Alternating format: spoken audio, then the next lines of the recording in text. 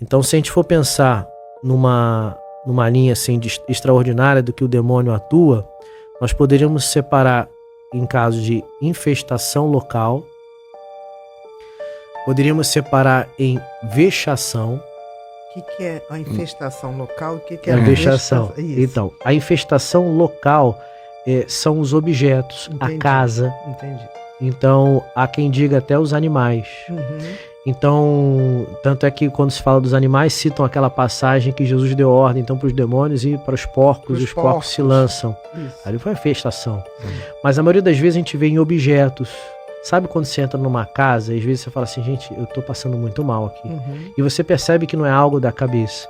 E você avalia a história toda daquela casa, a pessoa acabou de se mudar, mas antes se faziam ali muitos malefícios naquela casa. Tem coisas enterradas no chão que se descobre depois.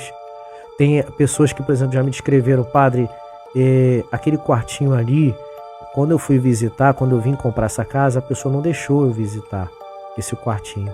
Mas depois que eu comprei a casa, que eu fechei porque eu gostei, que eu fui ver o quartinho, tinha várias manchas no chão, coisas enterradas. E assim, as pessoas vivem doentes aqui em casa, as pessoas estão com uma enfermidade que os médicos não descobrem. E aí se faz, por exemplo, exorcismo, porque pode afetar a pessoa. Então, aquela infestação não afeta a pessoa diretamente. A infestação não é pessoa, são objetos, lugares. Perfeito.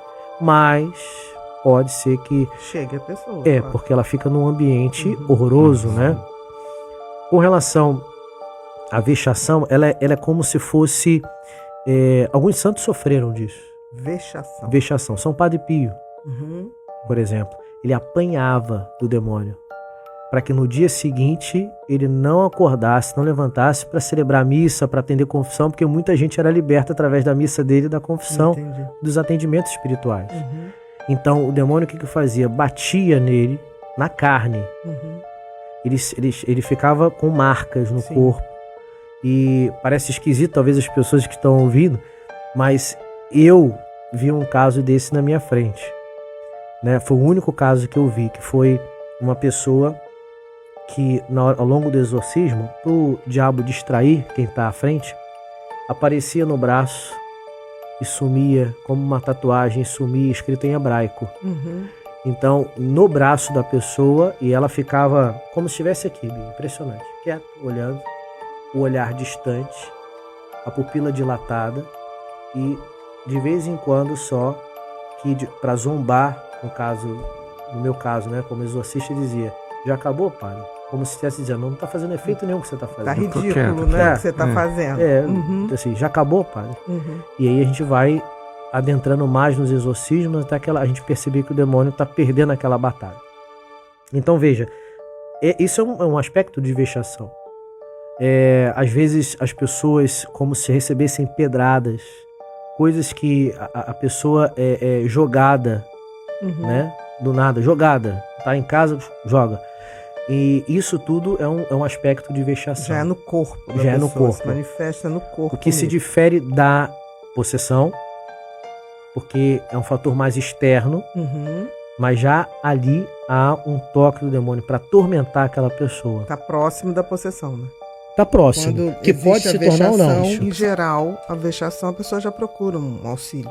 Isso, já procura, porque imagina só, Bia, Alex, é um tormento. Claro. A pessoa sofrer dores, cortes que aparecem na pele e somem e aparece, feridas, como se fossem arranhões nas costas e aquilo some e aparece o tempo todo. Familiares falam sobre isso porque tem que ter um acompanhamento da família, né, para saber que aquela pessoa não está se cortando, mas na hora do exorcismo você vê aparecendo isso, não tem como. Aparecer e sumir, não tem como. Aí nós temos uma terceira antes da possessão, que eu já falei, a obsessão. Então seria definido nessas 4. A obsessão, que a gente precisa ainda mais da ajuda de vocês. Porque a obsessão ela está muito, muito próxima daquela ideia mental, né? Aquela coisa do suicídio, não necessariamente que seja, viu, gente? Mas a obsessão são aqueles pensamentos intrusivos, que né? vão tomando conta da isso. pessoa. É isso. Essa é a definição. Certo. E aquilo atormenta muito a pessoa. Certeza. A pessoa ela já acorda atormentada com esse pensamento, já dorme até eu fazer alguma besteira ou até mesmo pedir ajuda, fazer eu não estou aguentando mais. Por exemplo, pensamentos e questões obscenas que aparecem do nada na hora da oração. Você percebe que aquilo ali não é normal, a pessoa nunca sofreu disso. Tem um caso que o padre Francisco Bamonte, que ele fala no livro dele, de um sacerdote, de um padre que recebeu uma espécie de saquinho com um pozinho que veio através de uma outra pessoa, de um bruxo. E aí, por curiosidade, o padre abriu e inalou aquilo sem querer, né? E aquele padre, a partir daí, começou com esse problema, né, desses pensamentos. A partir daquele dia, no dia seguinte, eu não era mais o mesmo padre. Ele não tinha antes, né? Não tinha. Pensamentos horrorosos quando ele ia celebrar, quando ele ia, fazer alguma oração, o momento dele na capela. E aí, você imagina só a situação, né? Parece uma coisa boba, mas ali houve, naquele objeto especificamente, uma consagração. Por isso que eu brinco com o pessoal nas lives, né, que eu faço.